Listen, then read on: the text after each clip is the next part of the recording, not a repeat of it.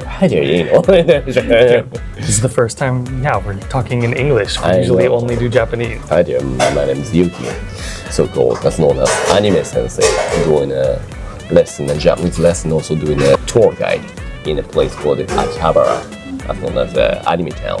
That's who I am. How about you? My name is Brandon. I am Yuuki Sensei's student. I call you Cuy chan. Yes, Cuy chan. Yuuki Sensei has been my conversation teacher for 2 years. Right. 2 years ago. I've been studying Japanese for 4 years, but 2 years ago, I wanted to. And you only achieved the JLPT N1. Yes, recently just passed JLPT N1. So in this program, we're talking about some topics all about let's say subcultures such as anime, video games, or maybe your favorite. What was your favorite hobby again? Which channel? Vtubers. Vtuber, more specifically. Who? More specifically, Hoshimachi Sui-chan. Sui-chan, it's your Oshi. What does Oshi mean? Yeah, for anyone who doesn't know what Oshi means, it's basically your favorite from a live group. Exactly. So Sui-chan is my favorite from the whole live group. Yes, and I always support her, watch her videos, go to her concerts. Right. So that's your Oshi. So we're talking about those anime video game Oshi such as the Sui-chan. And also I'm really curious to talk about differences between what's happening in Japan versus what's happening in the USA. Because you're from States, right? Yeah, I'm from California. California. California. I was born and raised in close to San Francisco, but I lived in LA for 8 years. Exactly. So I think what we wanted to talk about is kind of record this podcast to be aimed towards any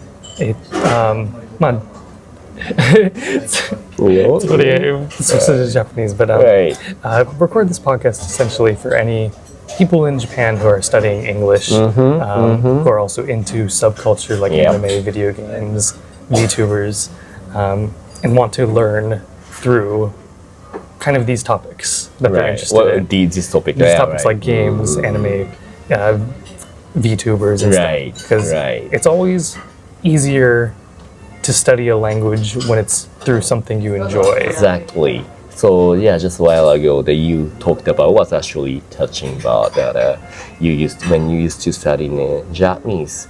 Though I mean grammar-wise you can just use a textbook or something, but for the listening-wise you need some podcast or YouTuber, those who talking about what you're into it, right? Exactly. I think there's a lot of talking from an American who tries to learn Japanese through, a lot of them try to do it through anime, for example. And even though that can be good practice, that's not how real Japanese people talk. Exactly. They don't especially anime characters don't talk like real people.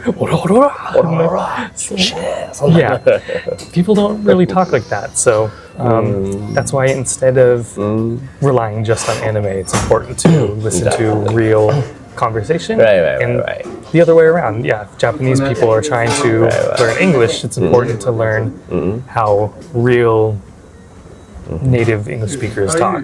And vice versa, even in English, that when I learn English, I used to use some movie or something like on American stuff, but saying that people in real life don't talk like that. Exactly. The words they use, the pace of how they talk, for how fast or how slow. It's all different in movies versus in real life. So that's why it's important to learn through real conversation. That's why I would really like to focus on I want somebody, those who are like so-called so-called otaku people, or somebody who are learning English, but なんて言えばいいんだろう。People that want to learn English with sort of a natural conversation between friends, that is something that you would use in real life. Right. And also I'm really curious about I already told it, but differences about anime, how we see the same topics, such as same anime, same video game something, but how we feel and how you take it is really different. That's also I really Exactly. Yeah, I think that's interesting because especially in the last 8 years, 10 years or so, anime has become really big in America. Oh yeah, in America. So in America, it's become really big, and a lot of the Japanese culture is starting to spread to America. So I think that's definitely interesting to see. Okay, where are things the same? Where are the interests the same in Japan and America, and where are they different? In both anime culture and just culture in general. For example, we're recording this at a Denny's right now. Yeah. Denny's in America has a very different impression than Denny's in Japan. Yeah, you're not being judgy, but you want to tell me. Denny's in America it's a place that you go to eat when you have no other place. Oh, sure, that's like last choice. But in Japan, it's a normal family restaurant. So differences like that, I think, are interesting. Right. We were surprised at how kind of gorgeous, should I say? That really, like we walked into Denny's, very calm music and atmosphere. Compared to in America, you usually go to a Denny's when it's late at night, nowhere else is open. Right. For some delinquent people or something. and that's the only place left that you can go. So quite some differences in culture there. Exactly. This, I also get this a lot from my guests, those who I guide in the camera. They really surprised by, really amazed by how convenience store, convenience here in Japan is so different from what they have. Especially, for example, the 7-Eleven. I actually didn't know this, but originally comes from America, not Japan, right? Yeah. But 7-Eleven in States so different from the one we have, it's right? It's very different. That was, I think, is probably one of the biggest things that Americans look forward to when they come to Japan is the convenience store, the convenience. Because in America, a 7-Eleven has a very different image than in Japan. And it's similar to the Denny's example, where in America, 7-Eleven is usually only located next to a gas station. Oh, sure. In the middle of nowhere. It's not accessible. No, it's not where you just walk down the street and there's a 7-Eleven. How about the product-wise? And product-wise, too, it's usually not like Japan where they're getting like fresh tamago sandals and that's stuff what like you that. love, eh? Like, it's more you go there to get gas, you go to the bathroom, and you get like a pack of beef jerky or something. Right. You're not going to the convenience store to get an actual meal. Oh, that's something you always miss. So every time you come back to your place in the States, eh? Exactly. It's so convenient because I live in downtown Los Angeles. Right.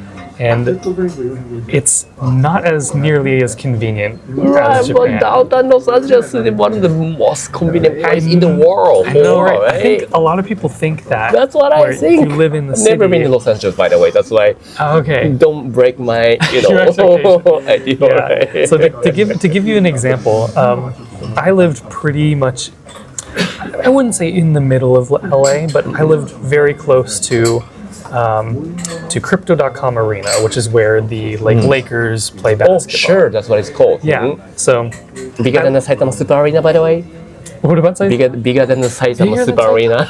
I think it's smaller. Smaller. I think it's smaller. It's pretty big though. Yeah, like Budokan more like. It's a little bit bigger. It's bigger than Budokan, smaller than Super. Got it. But basically, in Japan, pretty much wherever you live, there's a convenience store maybe within a 5-minute walk away. Oh, really? But in America, in Los Angeles, where I lived, if I wanted to walk to, say, a grocery store to get a snack or some food, the closest grocery store was a 35-minute walk away. Really? It was downtown. Whole Foods in downtown. It was a 35-minute walk away.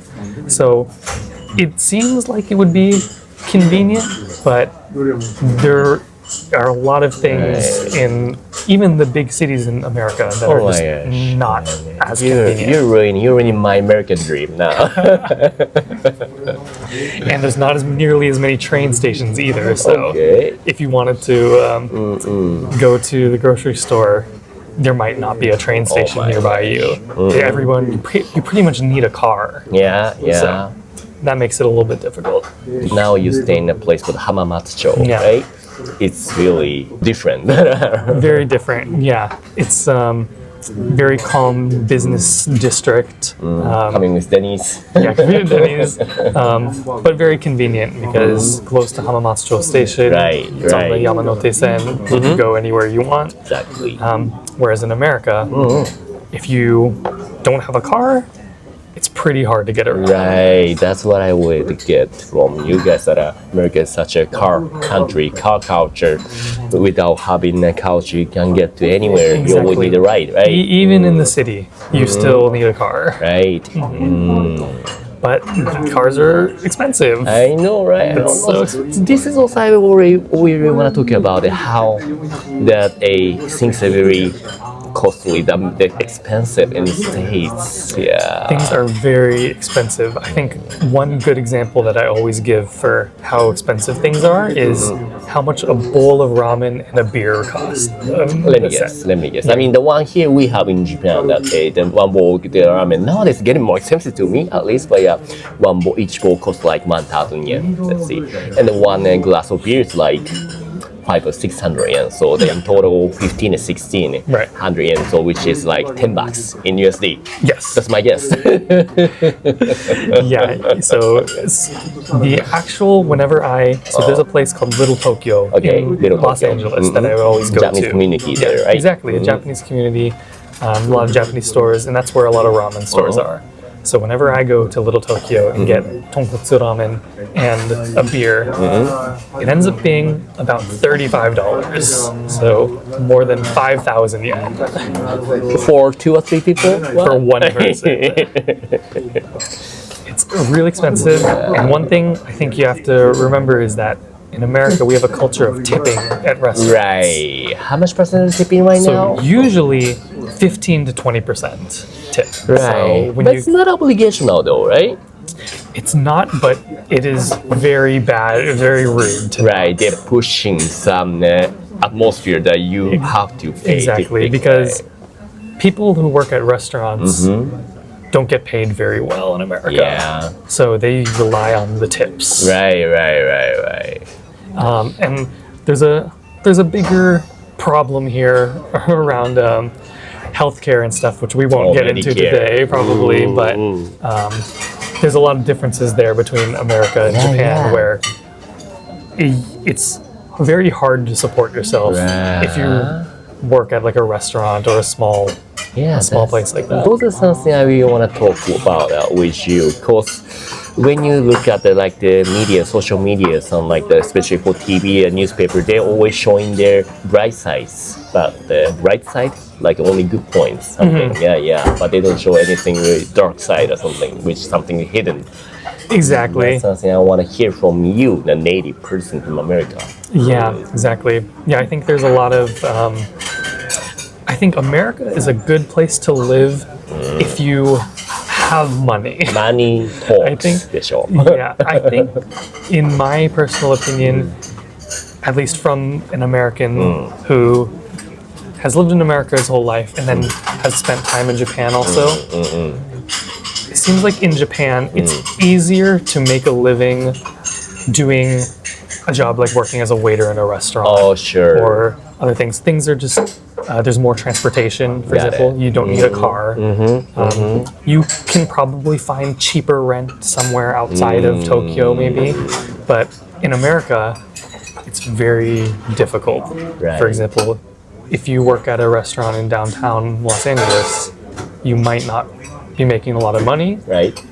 But then if you need an apartment, you definitely can't afford one in the city. That's why I also heard that many people, not you, but many people have to end up with living inside their car or something without. Yeah, there's examples like that, but a lot of times people say they work at a restaurant in Los Angeles.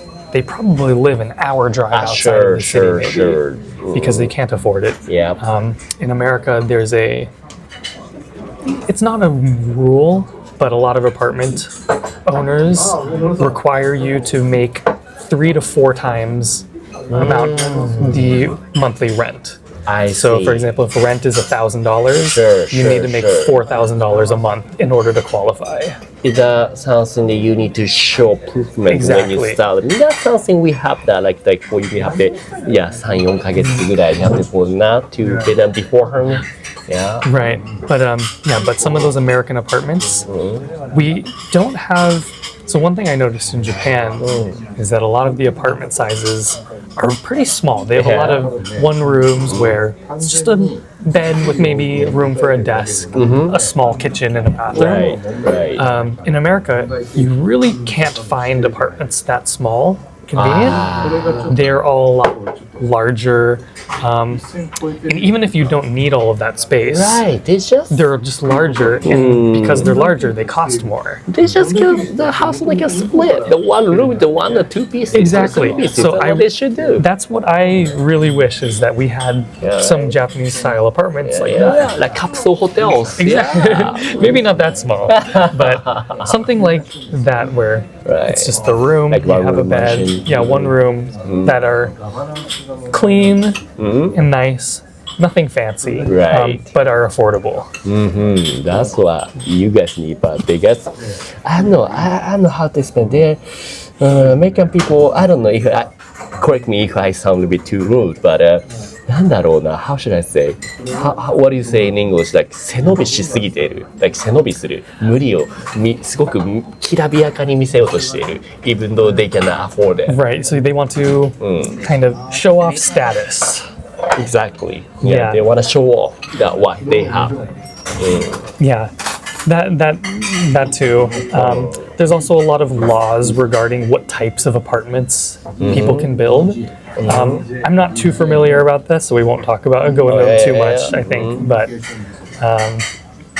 it's a lot of, I would say, the convenience that Japan has is very different from American cities. Right. That's also true as well. But yeah, anyway, we should not go farther away from Yeah, we'll save that for another time. Exactly. That's a longer conversation. But I'm already really excited to talk those about topics with you in the future now. Yeah. Yeah, I think it'll be interesting to talk in both. We're doing both Japanese and English Right. about these differences Yeah. between Japan and And you America. know what? You can also those who listen to this program, you can post some comment anything that if there's anything that you guys want us to talk about. Yeah, please.